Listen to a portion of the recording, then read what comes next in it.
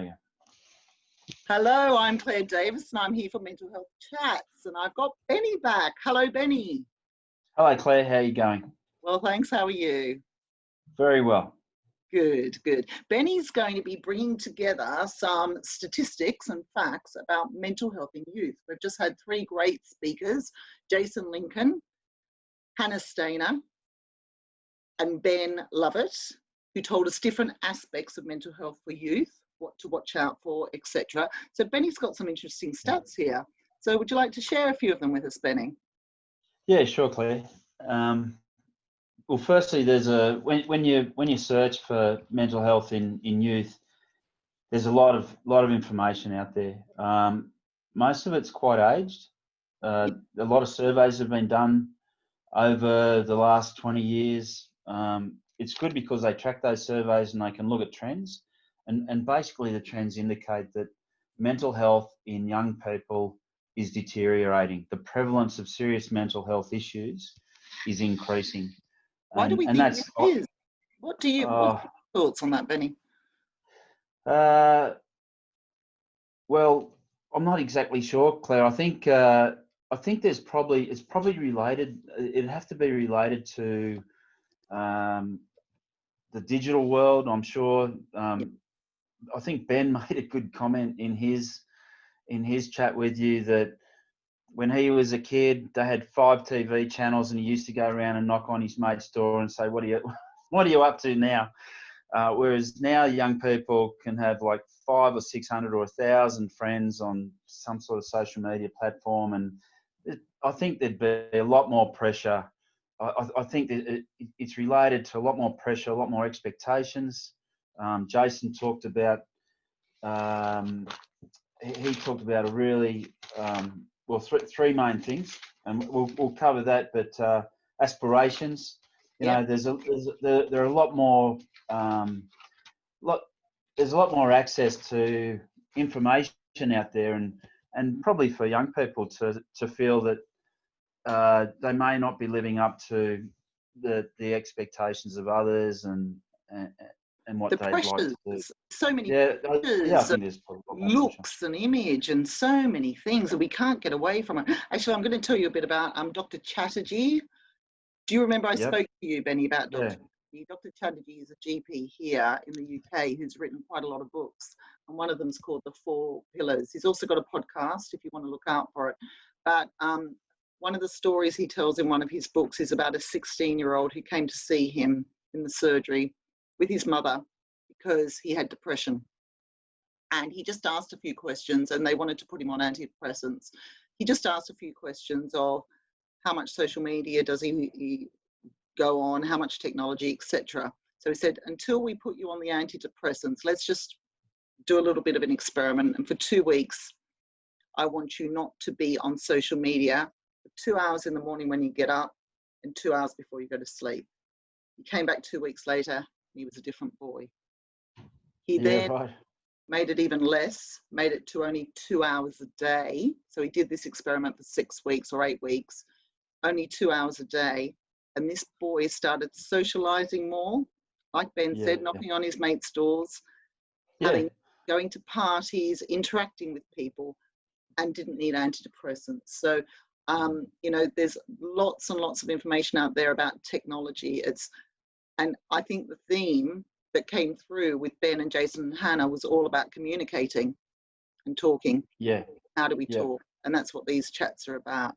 So do you want to tell us some of the statistics, Ben? Yeah, sure. So as I said, the prevalence of serious mental illness amongst young people continues to increase. It's higher in young females, twice as likely than young males. Body image is of significant concern in young females. In Australia, we obviously have an Indigenous population, and they're more prone than the non-Indigenous population. Interestingly, young people continue to turn to their families and friends in their greatest time of need. So that presents a real opportunity to be able to help young people. 1 in 4 young people are at serious risk of mental illness, and the most common problems and issues are depression, coping with stress, body image, particularly for young women, Yep. school or study problems, and the stigma around mental health and mental illness remains a major issue. It Yeah. inhibits Yeah. help seeking. So, the sources of help most sought by young people with a mental illness are friends, parents, and the internet Yep. in that order. Interestingly, for those that don't have a mental illness, they're not interested so much in the internet, and that's because people with mental illness often they have that stigma and they go to the internet so they don't have to talk to anyone. 50% of all lifetime mental health disorders emerge by the age of 14 and 75% by the age of 24. And Similar actually in the UK. Ours is 50% by the age of 15 and 75 by the age of 18. So, but that was research done in 2014. One thing I've learned with research, Benny, is that it's not actually 100% correct, because a lot of the figures are not actually recorded because of the word you keep mentioning, which is stigma. Yeah, So that's right. people don't go to their GP, they don't talk to somebody about it. So these statistics are actually quite escalated to what they are. And something you just mentioned there about school, I think Ben's message about school, is school the right place for our kids? You know, some kids find school safe, safer than home. Some kids find home safer than school. Some kids are happier in school. Some kids are happier at home. So it's very, very determines the year group, the cohort, their friends, their teachers, so many different factors with regards to school. I mean, I know school's an interesting one because we're going into our summer holidays. So my son in year 7 has not actually been to school since the end of March and will not until September. Wow. Yeah. So because his year group wasn't called back. And that's the same as my 17-year-old going into A-levels. So it's quite a tricky one. There's a lot of things going on. And I know he's getting lonely, especially since my son in year 6 has gone back to school. My one in year 7 is getting really, really lonely. So what are other observations have you made, Benny? What can we do as parents, as carers, as friends of young people? Yeah, well, just finishing off on the stats before I respond to that one. One in 4 16 to 24-year-olds has experienced a mental health disorder in the past 12 months. And I know we're going to get on the suicide further down the track with other chats, but 1 in 3, what was it? A third of all deaths for 15 to 24-year-olds is from suicide. So it's a leading cause of death in that age group. So I thought the chats that you had with Hannah, Jason, and Ben were really useful. I got a lot out of it anyway. And there are some common themes through all the chats that you had with those 3 people. And I think one thing Hannah started out with was that not one size fits all. So it's very much horses for courses when you're dealing with all mental illness sufferers, and particularly with young people. And she talked about looking for consistent changes, prolonged and sustained changes. If someone's behaviour has changed for more than 2 weeks, we've talked about that before, Claire. That's going to be an indicator. But I guess one of the things that from reading the stats and listening to your chats with Hannah and Jason and Ben, it's so important to try and pick these things up early and get that early intervention. And I read a really interesting note. Parents and friends have a responsibility to learn more about mental health literacy and to know what to do if confronted with a young person seeking help. And I thought that really just captured it for me.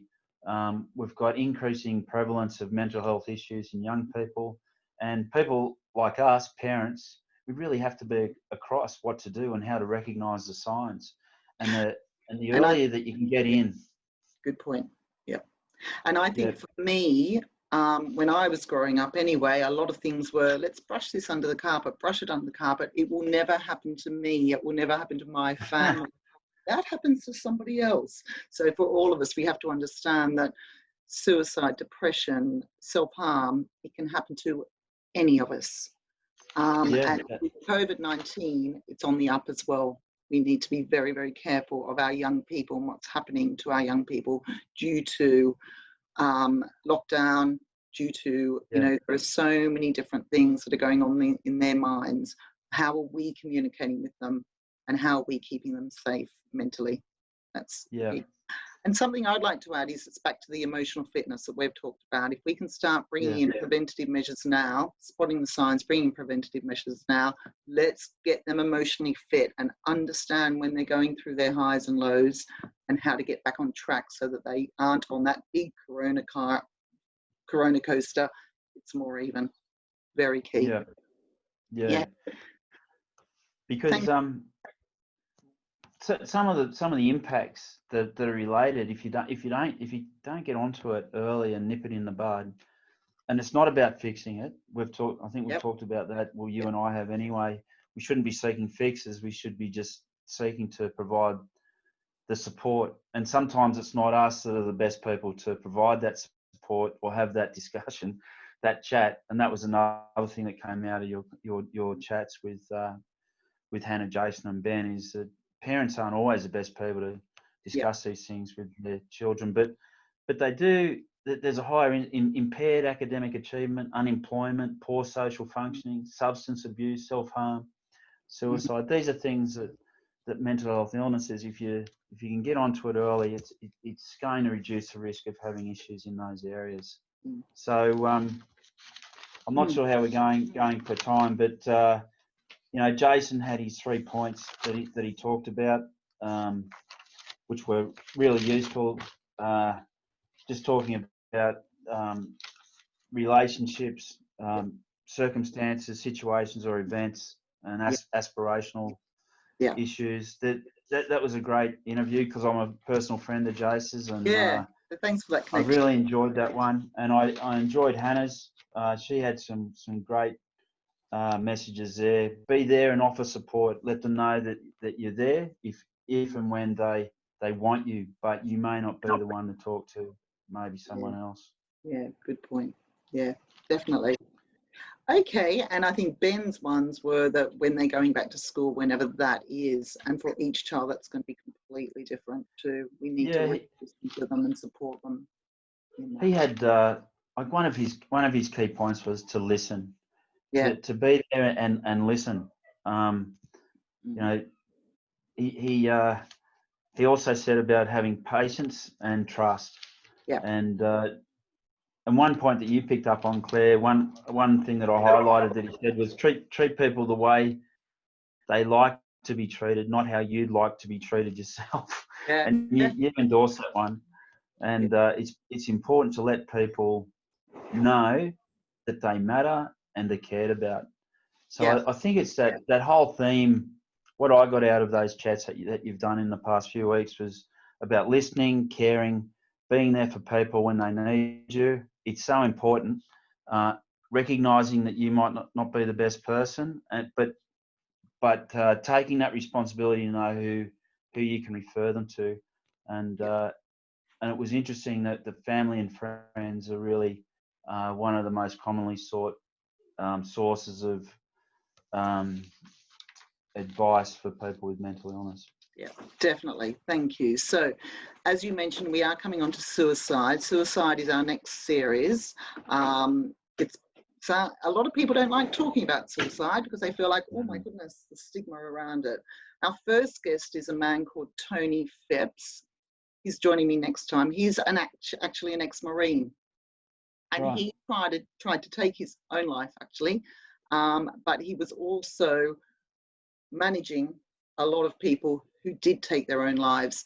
And he told me a very interesting thing, which is that more people died to suicide from the armed forces than died on the front line in Afghanistan, which is really quite scary. So I look forward to talking to Tony next time, and I look forward to seeing you in a few weeks, Benny, once I've spoken to our 3 guests on suicide. Thank you so much for all that information. That's really informative.